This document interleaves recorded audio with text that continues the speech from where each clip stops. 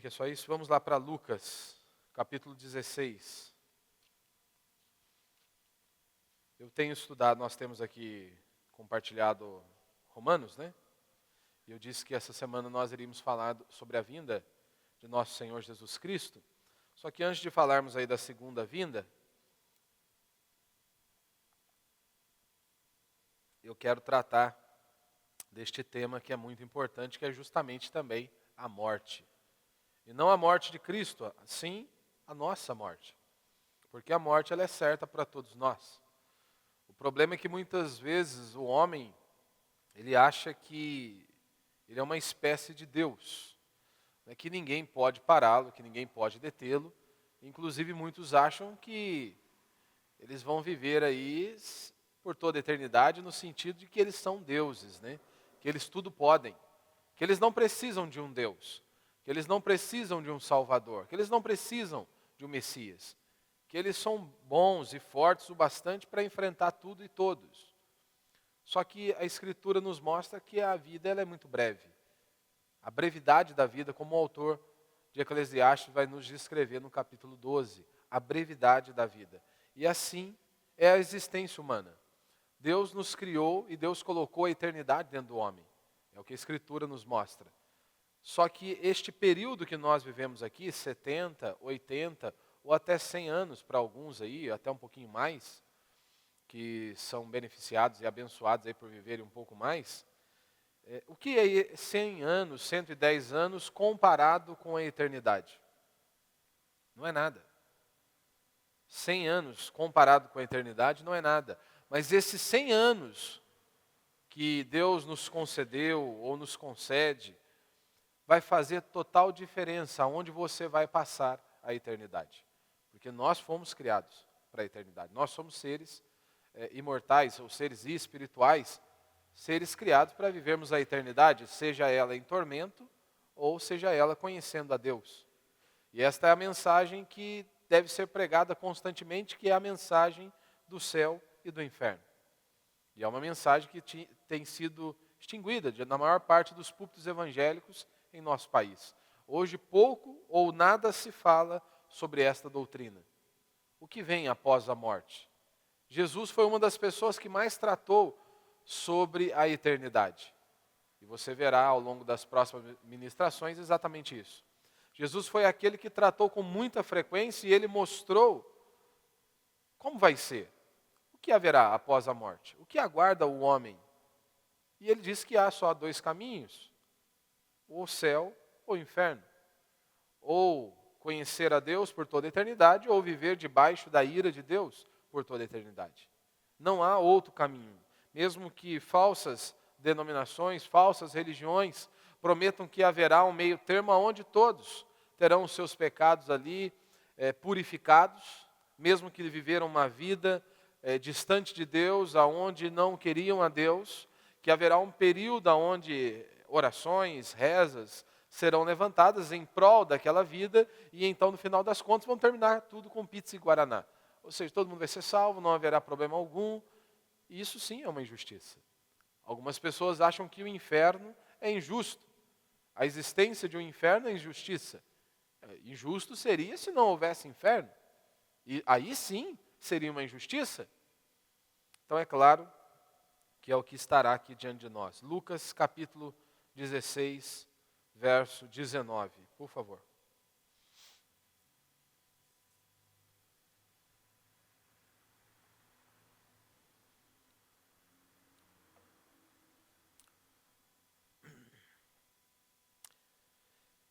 Havia um homem rico que se vestia de roupas de púrpura e de linho finíssimo, e todos os dias se banqueteava com luxo. Era literalmente aquele homem podre de rico, né? E um mendigo chamado Lázaro, todo coberto de feridas, foi deixado em seu portão.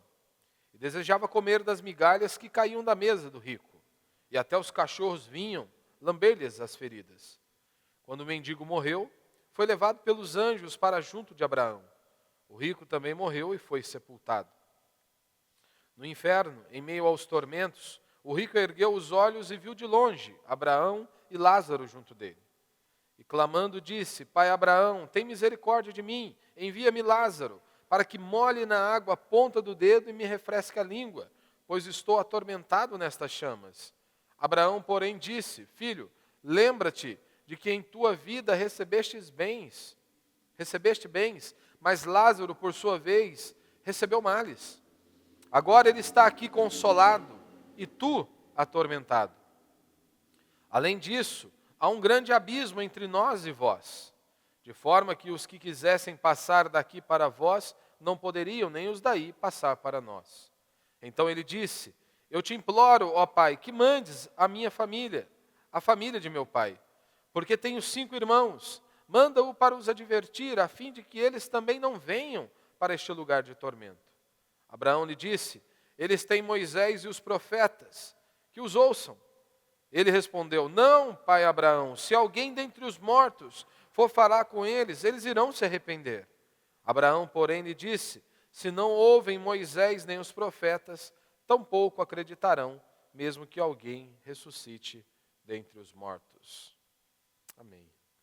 Como eu disse, a mensagem do céu e inferno tem sido extinguida da maior parte dos púlpitos evangélicos. Hoje, o que mais nós ouvimos em grande parte das igrejas, e o assunto é cura, prosperidade, bênção financeira e por aí vai. Pastor, o senhor tem problema com cura, prosperidade ou algo do tipo? Não, não tem problema algum com cura, em falar sobre cura, sobre prosperidade financeira. O problema é que esses homens, tudo gira em torno disso. Eles estão focados apenas nesta vida. Pouco ou nada se fala sobre a eternidade. E convenhamos, será um bom tempo. E isso é o que de fato vai fazer a diferença em sua vida. Porque será por toda a eternidade. Ou tormento, ou conhecendo a Deus. Então esta passagem que está diante de nós, ela é muito clara. Ela é fácil de se entender. Você pode discordar dela. Você pode negar a verdade que está contida aqui. Você pode desprezar esta passagem. Mas você jamais pode dizer que esta passagem não seja clara. Jesus foi objetivo, Jesus foi cirúrgico, Jesus abriu as cortinas e nos mostrou o que vem após a morte. Este é o cenário que está diante de mim e de você. Aprendemos aqui com Jesus que a vida não é simplesmente viver e que a morte também não é simplesmente morrer. Ele mostra que a vida não acaba no túmulo. Jesus nos apresenta o que acontece depois da morte e ele diz que é céu ou inferno. É isso que aguarda o homem. E Jesus, por meio desta parábola, ele nos apresenta 2 homens, um rico, que nem nome é dado, e Lázaro, que o nome é bem sugestivo, um mendigo, cujo nome Lázaro significa Deus é o meu auxílio, ou Deus é o meu refrigério. Nós temos diante de nós 2 atos, antes da sepultura e depois da sepultura. Nós temos 3 contrastes da vida. 3 contrastes estão diante de nós. O na vida, na morte e na eternidade. Na vida você tem um rico e o outro pobre. Na morte você tem um sepultado, como um rico foi sepultado, talvez com grandes homenagens, com muitas coroas de flores e por aí vai. Algo suntuoso. E você tem um mendigo, que nem sepultado. Ou melhor, nem sepultamento, provavelmente ele teve. Pelo menos Jesus não nos descreve, Lucas não descreve o relato aqui. E o terceiro contraste é justamente a eternidade. Um está no inferno e o outro está no céu. Então, diante disso, eu quero falar alguns princípios e compartilhar alguns princípios com vocês aqui nessa noite.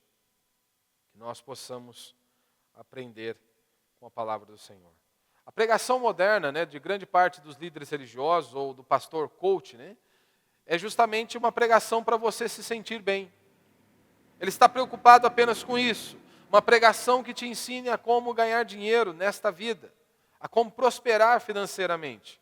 É uma autoajuda, é uma pregação ou uma ministração, uma palestra motivacional. Não há ali evangelho, não há pregação do evangelho sendo exposta. E é claro, eles vão ensinar como ter uma vida equilibrada, como você fazer para ser feliz em sua casa, no seu trabalho, como sentir paz. Vão te dar inúmeras dicas, inúmeros princípios e algumas direções.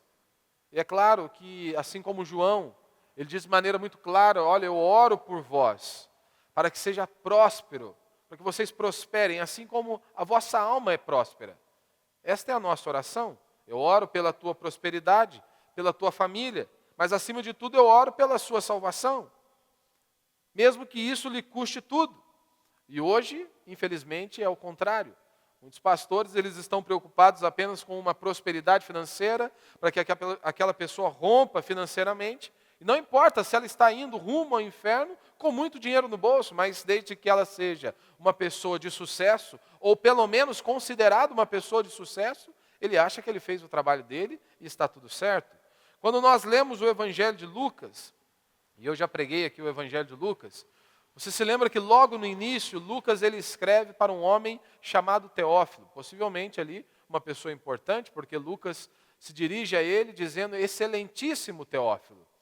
E Lucas ele escreve, ele diz o porquê ele está escrevendo este evangelho.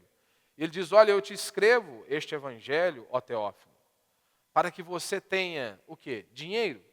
Foi para isso que ele escreveu? Olha, Teófilo, eu estou escrevendo este evangelho para te ensinar a como prosperar financeiramente. Não foi isso. Lucas não escreveu este evangelho e disse o seguinte, olha, Teófilo, eu estou te escrevendo este evangelho, te dando inúmeros detalhes para que você se sinta bem, para que você fique feliz. Não, Lucas não disse isso para Teófilo. Ele diz, olha, eu estou escrevendo este evangelho para que você tenha plena certeza da verdade na qual você foi instruído. Para que você conheça a Deus, para que você esteja firmado na verdade. Então a mensagem do céu e do inferno, ela tem sido extinguida em grande parte dos púlpitos evangélicos. A mensagem anunciada hoje em muitos lugares é que céu é ser rico, inferno é ser pobre. Então muito se fala sobre cura, sobre prosperidade financeira, sobre bem-estar, tudo focado apenas nesta vida.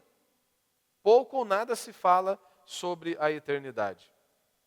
E é claro que esta mensagem ela é muito clara, é muito fácil de se entender. Como eu disse, você pode discordar, você pode negar a verdade que está diante de nós, mas você jamais poderá dizer que esta passagem não é clara. Jesus está nos mostrando e falando com propriedade o que acontece após a morte. E ele nos apresenta estes dois contrastes. Então, primeiro, o princípio que eu quero compartilhar com você é a diferença entre o crente e o ímpio.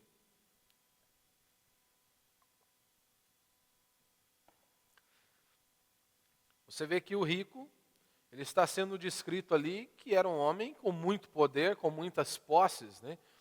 E nós percebemos isso, inclusive, por suas vestes, né? Vestido de púrpura. Era uma cor usada pelos reis, né? Por reis. É claro que hoje nós temos as nossas vestes com diversas cores, né? Com diversos materiais, então tudo acabou ficando mais barato. Mas quando nós olhamos para o texto bíblico e de acordo com o relato da época e com a situação da época, quem se vestia desta maneira era de pessoas que tinham muito dinheiro. É tanto que alguns relatos bíblicos, né, bíblico que nós temos, é justamente de homens que estavam numa posição elevada. Se você se lembra, José se vestiu assim, de linho fino, né, que era também algo caríssimo para aqueles dias. José ele é alçado a governador e ele foi vestido assim. Em Êxodo capítulo 29, no verso 27, diz que a roupa sacerdotal que Deus havia dado a direção e a orientação, ela também era de linho fino. 1 Crônicas capítulo 15, verso 27, diz que Davi usava linho fino. E diz o texto aqui também que esse homem, ele todos os dias se banqueteava com luxo. Ou seja, ele vivia de maneira assim, maravilhosa. Aproveitava literalmente a vida. A vida desse homem era extremamente luxuosa e de festa. Se você notou aqui, a Bíblia, Lucas e Cristo, eles não o acusaram de ser um ladrão. A Bíblia não diz que esse homem é um homem corrupto ou imoral. A Bíblia não descreve isso. A Bíblia também não o acusa simplesmente por ser rico. O problema que está diante de nós é que ele colocava o dinheiro como seu próprio Deus. Este era o problema desse homem. O problema é que o dinheiro era o seu próprio Deus. Ele vivia sem se preocupar com o seu próximo. Do outro lado, nós temos o cristão, o mendigo, um homem chamado Lázaro, que o cachorro o lambia. Diz o texto que ele desejava comer as migalhas, Mas o texto não diz se ele chegou a comer as migalhas. Tamanha era a sua situação, a sua desgraça. Não é mencionado se Lázaro foi sepultado. Pelo menos o Senhor não nos relata. E não é de nos assustar quando nós olhamos para os nossos irmãos do passado, inúmeros cristãos não foram sepultados. Ou será se existiu um enterro de honra para os restos mortais dos nossos irmãos que foram devorados por leões no Coliseu? Será se eles tiveram um funeral, um enterro de honra? Então a ideia aqui é exatamente o seguinte: até depois do último suspiro, Lázaro foi um miserável, pelo menos aos olhos deste mundo. Até o último suspiro, não diz que Lázaro foi um homem vitorioso, pelo menos não neste mundo, se nem enterro e sepultamento esse homem teve. Segundo ponto que nós vemos aqui, que o sucesso neste mundo não é garantia de bênção de Deus. Isso vai totalmente contra a teologia da prosperidade, não é? Uma das grandes evidências, um dos grandes marcos da teologia da prosperidade é que você possua muitos bens, tenha muito dinheiro, muitas propriedades. Este é o sinal de que você é alguém aprovado por Deus. Pelo menos dizem eles. Como disse John Piper, então Deus deveria odiar o apóstolo Paulo, porque Paulo termina os seus dias com os seus livros e sua capa. Então, quando nós olhamos para a Escritura, nós temos inúmeros exemplos de homens que terminaram os seus dias bem, foram fiéis a Deus e servos de Deus, como por exemplo Davi, termina os seus dias em ditosa velhice, rico, um homem de sucesso, mas acima de tudo um servo de Deus e fiel a Deus. Por outro lado, nós temos o apóstolo Paulo, um servo de Deus, fiel a Deus, que aos olhos deste mundo terminou como um derrotado, como um fracassado, simplesmente com seus livros e sua capa. Então é claro que houve homens ricos, poderosos e bem-sucedidos, cristãos. Mas a regra é como a Escritura nos diz: não foram muitos nobres chamados dentre vós.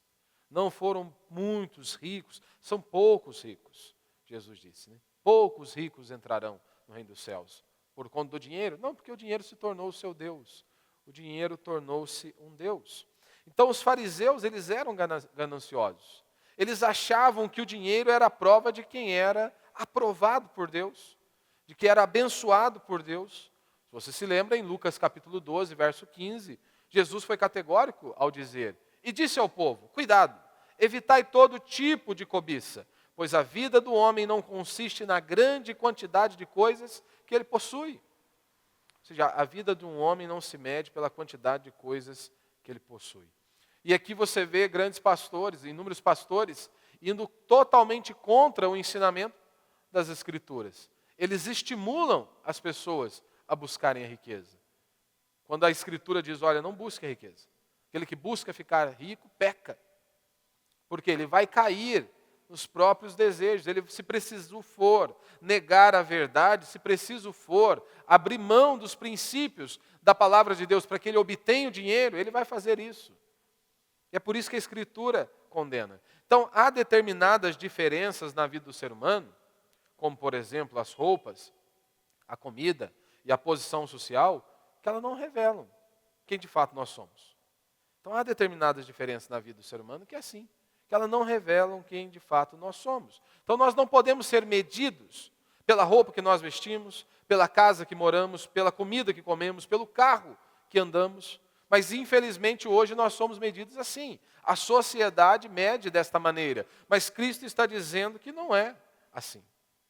O que Jesus quis nos mostrar neste contraste brutal que está diante de nós? Entre um rico e um homem chamado Lázaro. Que, embora a realidade seja a pior, isso não interfere na sua salvação. Porque, convenhamos, Lázaro viveu no pior. Lázaro estava numa condição horrível. Pois salvação tem a ver com quem você põe a sua confiança, em quem você põe a sua confiança. Tanto que Jesus dá nome a este homem. E um nome bem sugestivo, Deus é o meu auxílio. Lázaro ele não tinha nada, mas ele tinha Deus, ou seja, ele tinha tudo. O rico ele tinha tudo, menos Deus, então ele não tinha nada. É o que Jesus está mostrando a nós. O cristão é um mendigo. Na maioria das vezes a nossa vida será assim. Poucas vezes o cristão ele foi honrado como Mordecai. Grande parte da história bíblica e na história da nossa fé, poucas vezes nós vemos nossos irmãos sendo honrados. A grande maioria esmagadora não é assim. O mundo não vai dar honra, o mundo não vai nos elogiar. Por isso é tolice esperarmos o aplauso deste mundo. É tolice quando você defende a sua fé e você não tem medo de defender a sua fé, porque você vai sofrer. Jesus foi categórico ao dizer, eles me perseguiram. Nós vimos o resultado, o colocaram na cruz, o penduraram no madeiro. Jesus foi categórico ao dizer, ele não tinha medo de afirmar os princípios e valores. Ele disse, eu sou o caminho, a verdade e a vida. Ninguém vem ao Pai a não ser por mim. E as pessoas o odiavam, porque ele era objetivo, ele era direto. E é exatamente isso que acontece com todo aquele que defende a verdade. Ele vai ser perseguido, ele vai ser humilhado, ele vai ser a vergonha da sociedade. E nós temos que estar cientes disso. Então, neste mundo, a verdade, ela quase sempre está na forca. A mentira é que está no trono, como já disseram. Então, apesar de toda a discrepância, ou seja, a diferença, eles possuíam uma coisa em comum. Os dois morreram. E é exatamente isso que vai acontecer com todos nós. Por isso, falar sobre a morte, porque não importa se é novo, se é velho. Eu já fui em velórios onde a pessoa tinha mais de 80, quase 90 anos, ou até um pouco mais. Mas já fui em velórios onde a criança tinha 3 dias. A morte vai estar para todos. E aqui diante de nós, este cenário, mais uma vez, prova isso. Poderiam ter, aos olhos deste mundo, uma discrepância brutal. Mas os dois tinham uma coisa em comum. Os dois morreram. Como diz aqui em Lucas capítulo 16, verso 22, quando o mendigo morreu, foi levado pelos anjos para junto de Abraão. O rico também morreu e foi sepultado.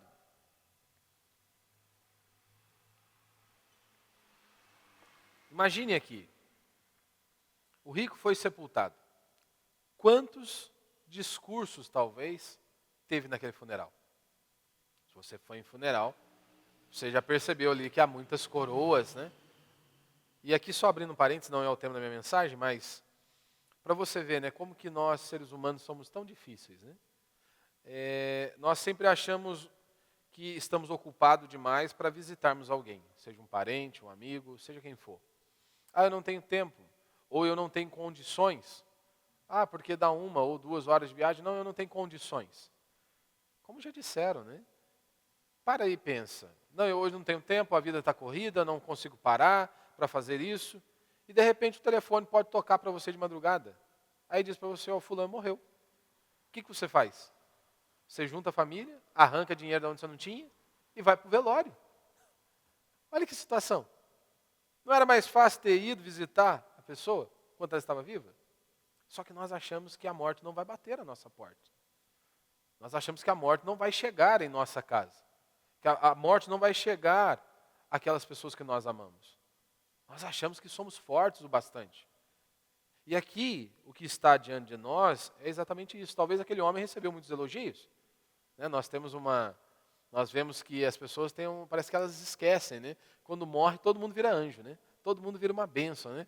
Tá lá o cara lá no caixão, aí todo mundo começa a elogiar, porque ele era uma bênção, que era uma maravilha. A mulher está do lado ali, ela só fica pensando, rapaz, de quem que esse povo está falando? Esse homem era um demônio, né? Esse homem era ruim demais.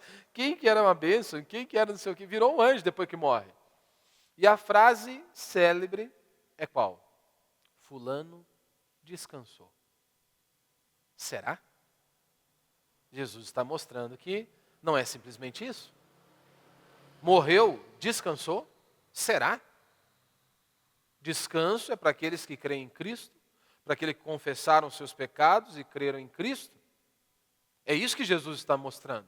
O que Jesus está nos mostrando é, se o corpo desce condenado à sepultura, está condenado a uma eternidade de sofrimento. Se o corpo desce justificado à sepultura, é uma eternidade conhecendo a Deus. É isso que ele está dizendo, o que está diante de nós é simplesmente o céu e o inferno. Não há outro meio, desceu condenado à sepultura, está condenado.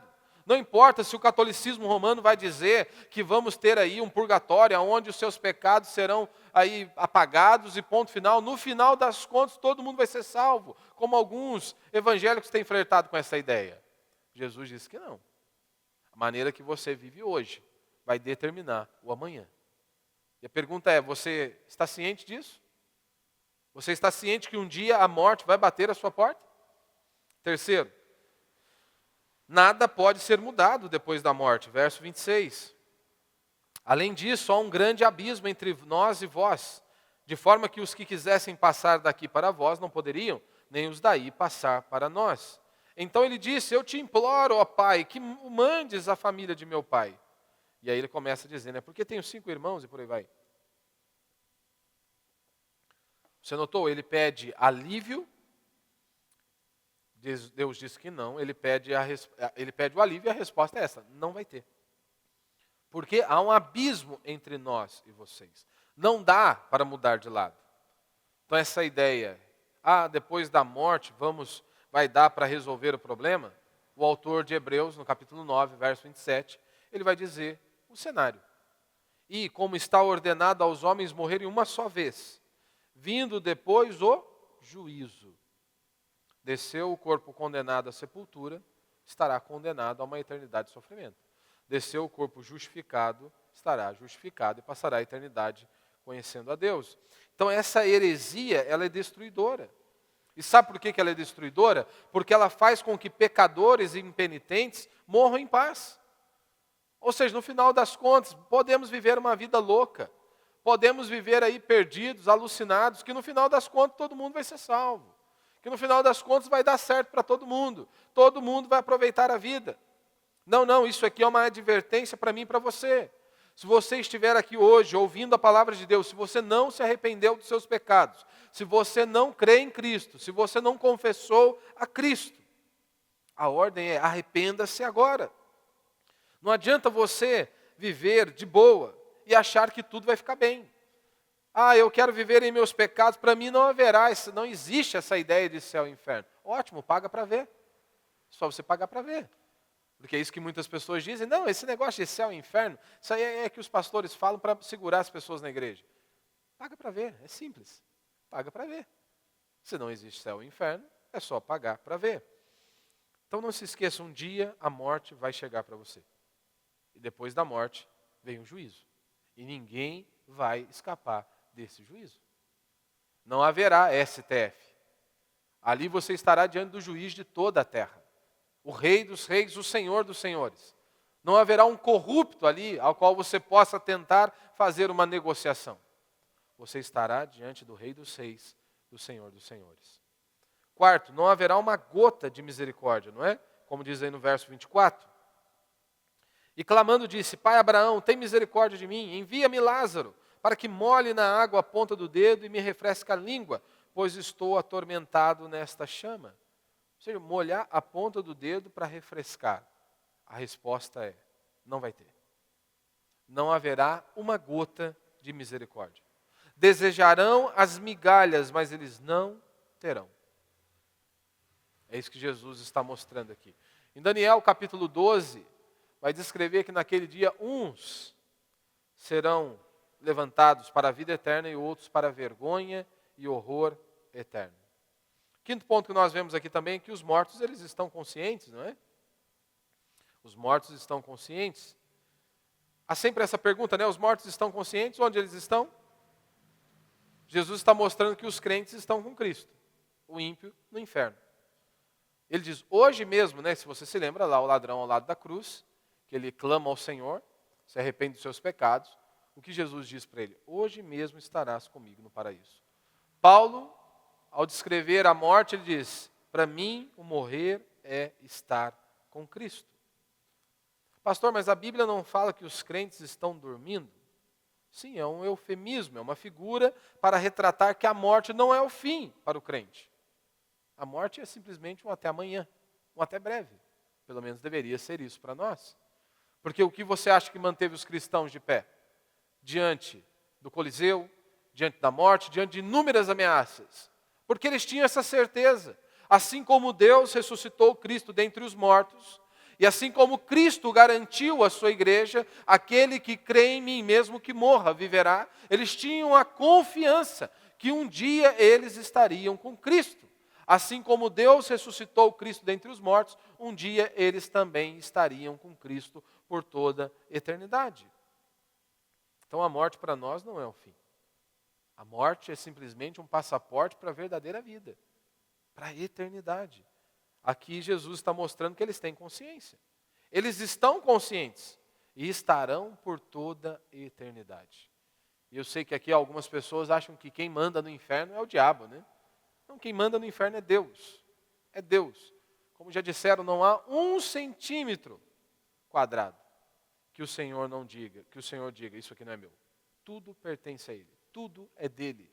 A grande diferença é que hoje, a humanidade, hoje, cada um de vocês tem a oportunidade de ouvir a mensagem de um Deus misericordioso, de um convite ao arrependimento, chamando-os para que vocês se arrependam dos seus pecados, para que vocês busquem ao Senhor. Mas haverá um dia que esta misericórdia vai cessar, aonde o Senhor virá para julgar o seu povo, julgar a todos, e não haverá uma gota de misericórdia. Hoje as pessoas podem ver a face de misericórdia de nosso Senhor e Salvador Jesus Cristo, mas um dia eles verão apenas a face da ira de Deus. Todos aqueles que não se arrependeram dos seus pecados, todos aqueles que não buscaram a Cristo, o que eles verão é a face da ira de Deus, onde a ira de Deus será descarregada sobre eles por toda a eternidade. E não haverá negociação, não haverá uma gota de misericórdia. Essa é a mensagem que deve ser anunciada, que deve ser pregada. Eles têm consciência como nunca tiveram. O cara não estava preocupado com o mendigo que estava à sua porta. Agora ele está preocupado, inclusive, com a sua família, que pregam o evangelho à sua família. Olha o cenário. Agora a dor, a consciência se desperta no que ele pensou? Na família. Ele não se compadeceu do mendigo. Agora, no inferno, ele sente compaixão. Olha, envie homens para pregar, para que a minha família não venha para este lugar de tormento. Ora, os homens perderam a sensibilidade para com o próximo. E lá no inferno, eles terão. Constantemente a Bíblia vai usar linguagens, né, para falar do inferno. Fogo, pranto, ranger de dentes e por aí vai. E uma delas é trevas e luz, né? Trevas e fogo. E como conciliar? Ora, onde há treva, onde há fogo, há luz. Não vai haver trevas, não é? E é claro que é uma linguagem, é só uma figura para descrever um lugar de tormento e horror eterno, de sofrimento eterno, como a Escritura vai nos mostrar. Então, o inferno é um lugar onde todos os dias se terá essa consciência do mal que fez ao próximo, da transgressão para com este Deus, santo, santo e santo que é o nosso Deus. Ali se terá a consciência do quanto deveria amar as pessoas e não o fez. Lá terão a consciência do que realmente importa. O que é um ímpio? Ora, um homem que viverá no inferno. O texto não diz que esse homem era um adúltero, nem um ladrão. O texto diz apenas que ele desfrutava a sua vida sem se preocupar com o próximo. Que ele não estava nem aí para com o próximo e para com Deus. Hoje é comum no meio evangélico as pessoas se divorciarem, né? Por qualquer motivo, né? E aí um dos grandes argumentos é, eu vou em busca da minha felicidade. E sabe o que é o mais interessante? As pessoas querem pastores para chancelarem os seus pecados. Eles querem alguém que dizem, é verdade, você está liberado para você fazer isso. Um dia eu estava em casa, lá no meu bairro, né? Na minha casa. E aí na segunda-feira é minha folga. E aí o meu irmão ele nunca sai, mas esse dia ele saiu. Foi ao mercado. Rapaz, ele foi ao mercado. O meu irmão não é muito de conversar. Aí chegou lá, tinha um cara lá no caixa, disse que o cara estava atordoado. Estava maluco lá, desesperado. Aí meu irmão teve a brilhante ideia, assim, o cara falando que queria conversar com o pastor. Aí meu irmão teve a brilhante ideia. O Maico, tá lá, vou levar o cara para conversar com ele. Falou, não, meu irmão é pastor. Eu fiquei pensando, eu estava acabando de chegar, eu vi o camarada lá na frente, eu fiquei pensando, falei assim, o que será que eles arrumaram, né? Aí vamos lá, meu pai assiste alguns noticiários, meu pai ficou bravo pra caramba. Vai que esse cara mata o Maico. Eu falei, calma aí, pô, não é pra tanto também, né? Pra tanto também não. Aí vamos vamos lá, beleza, desci do carro, guardei o carro, voltei. Aí eu desci, cheguei até ele falou para mim assim, tudo bom, você que é o pastor? Eu falei, sou. Aí ele olhou para mim e falou assim, o que você está vendo? Quando ele falou isso, eu já imaginei. Eu falei, esse cara que é profetado. Eu falei, o que eu estou vendo? Estou vendo você. Estou vendo você. Prazer, meu nome é Mike e tal. Aí ele falou assim, você não está vendo nada aqui na minha vida? Eu falei, não, estou vendo você aqui só. É só isso que eu estou vendo, filho. Não estou enxergando mais nada. Não tem essa visão, esse poder que você está querendo, não. Aí beleza, daí ele começou a contar a história dele e tal. Não é daqui da cidade, mora para a capital. Só que aí ele começou a falar, não, porque eu tenho um filho com uma mulher, mas só que eu não tenho mais, não amo mais. Ela também não me ama, não sei o quê, por ali, por lá. E Deus colocou uma pessoa na minha vida. Pra você ver como é que os crentes são loucos hoje. Eles acham que Deus vai destruir uma família para construir outra família. Olha pra você ver que loucura. Aí ele diz, não, Deus colocou uma mulher no meu caminho. Eu falei, Deus colocou? Ou você que está procurando chifre, né, cabeça de cavalo? Deus colocou? Deus, a mulher é casada também, você é casado, e Deus colocou essa mulher no seu caminho? Não, acho que você que está errado aí, eu acho que você que está meio louco aí. E aí, depois, ainda para piorar, ele ainda falou que tinha um filho, né? Não, mas eu tenho que ser feliz, né? Deus é amor. Né? Amor é bom. Falei, e aí a felicidade do seu filho?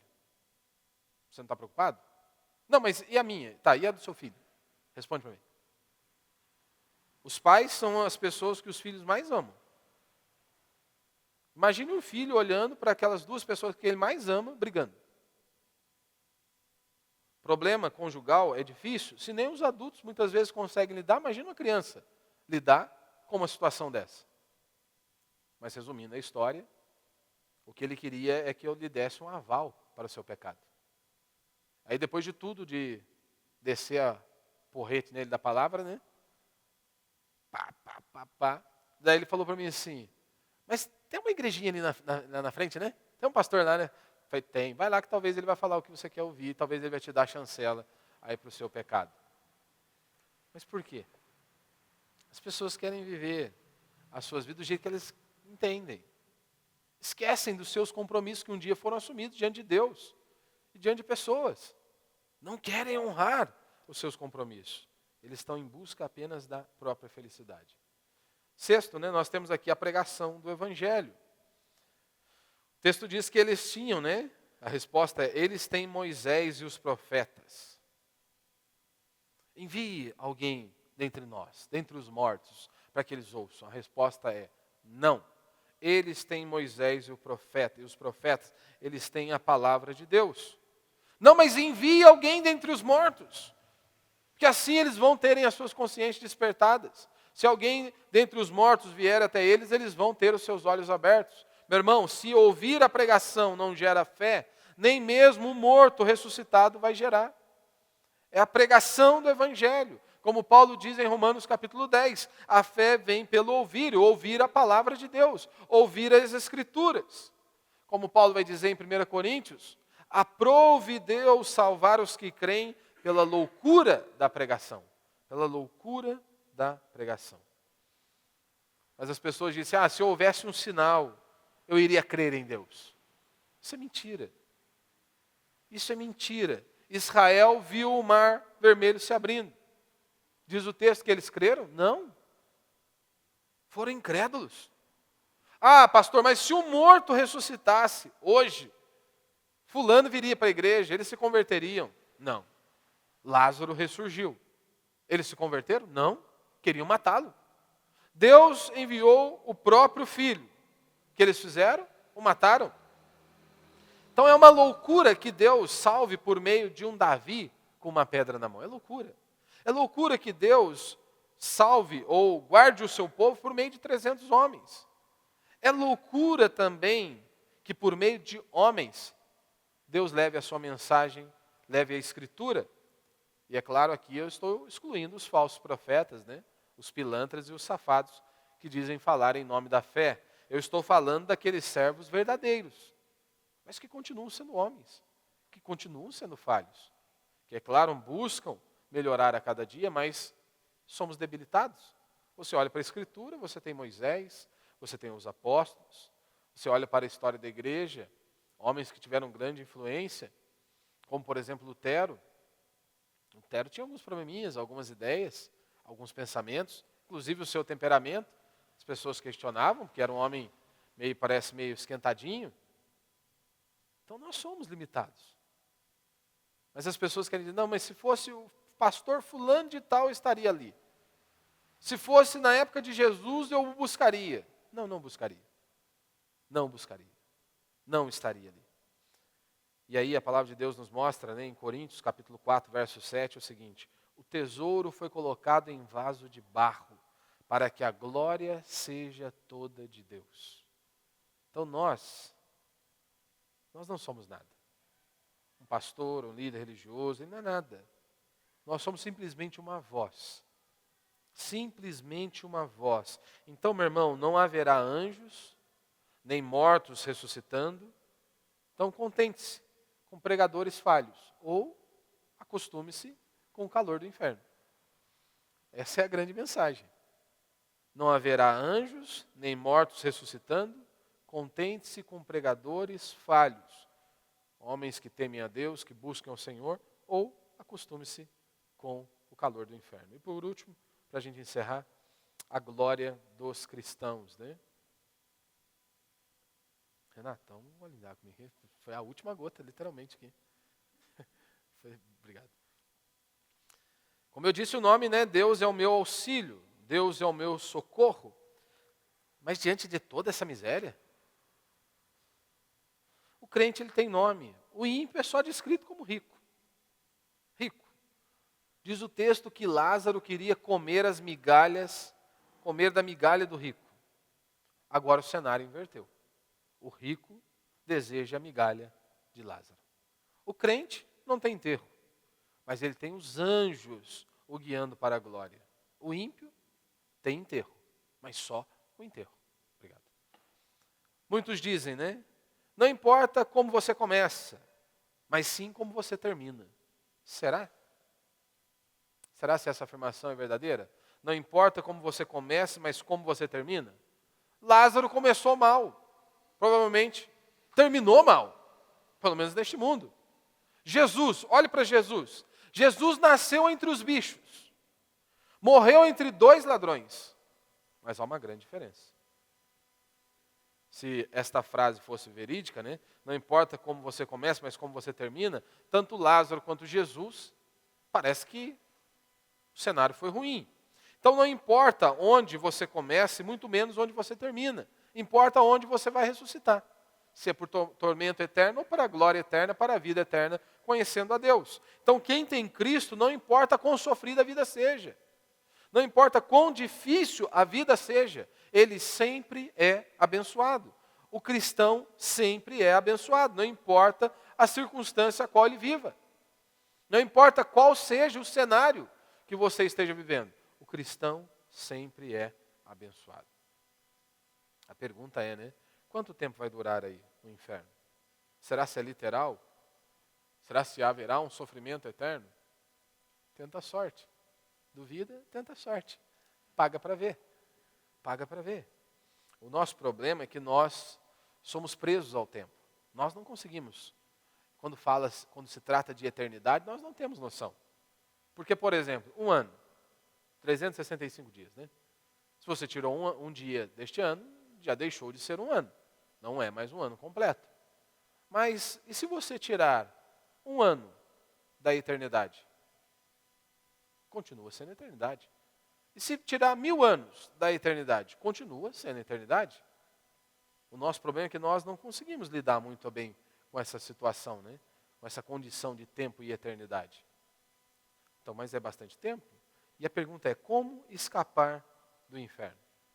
Só há um meio. Arrependimento e fé. Não é por meio de suas obras, não é por meio de sua contribuição, não é por meio de Jesus mais alguém, ou mais alguma coisa, ou mais você. É somente pela fé em Cristo Jesus. Arrependimento e fé. Arrependimento e fé. Crer na obra e na pessoa de nosso Senhor e Salvador Jesus Cristo. A justiça de Deus exige a minha e a sua condenação. Mas a graça de Deus, a misericórdia de Deus, nos alcançou. E se você está aqui nessa noite e não se arrependeu dos seus pecados, hoje mesmo a misericórdia do Senhor pode te alcançar. Porque se você não se arrepender dos seus pecados, se você não crer em Cristo, e se a morte bater à sua porta, o que a Bíblia diz é que você está debaixo da ira de Deus. Estará debaixo da condenação eterna. E como diz a Escritura, horrível coisa é cair nas mãos do Deus vivo. As pessoas estão preocupadas com o demônio, com o diabo. Mas a Bíblia diz, horrível coisa é cair nas mãos do Deus vivo. Mas aonde haverá um coração contrito, onde há um coração contrito e quebrantado, sempre haverá um Deus misericordioso. Então tire aquela ideia, aquela frase de para-choque de caminhão, que Deus odeia o pecado, mas ama o pecador. Não, Deus odeia o pecado e Deus odeia o pecador. Deus ama o pecador arrependido, aquele que confessa o seu pecado e quer viver para ele. O pecador impenitente, o que ele tem é um Deus irado contra ele. Se você se lembra, quando vinham as prostitutas, os cobradores de impostos, Jesus não tinha problema com essas pessoas. Jesus estendia da sua misericórdia, porque eles já chegavam prostrados diante dele. Mas aqueles que se julgavam ser alguma coisa, aqueles homens poderosos, Jesus era duro com eles. E lembre-se, não é tempo de igreja, As pessoas acham que CLT, Acho que eu tenho 15 anos de CLT aqui na igreja, faz 15 anos que eu frequento essa igreja, então tenho um lugarzinho garantido no céu. Não.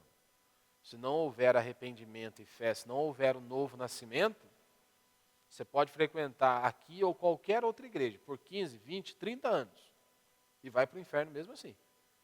Vai para o inferno mesmo assim. Jesus disse isso, não é? Chega para Nicodemos e pergunta para ele, olha, se não nascer de novo, como que você vai ver o reino? Então não é tempo de CLT, não é tempo de igreja. Eu nasci de novo, o Espírito de Deus habita em mim. Eu creio na obra e na pessoa de meu Senhor Salvador Jesus Cristo. Se eu creio, se eu fui lavado e remido pelo sangue do Cordeiro, louvado seja Deus. Certeza da vida eterna. Porque a salvação e a minha redenção não foi comprada por mim mesmo. Não foi conquistada pelo meu próprio braço, mas por meu Senhor e Salvador Jesus Cristo. Amém? Por isso vamos ficar de pé, vamos orar a Deus.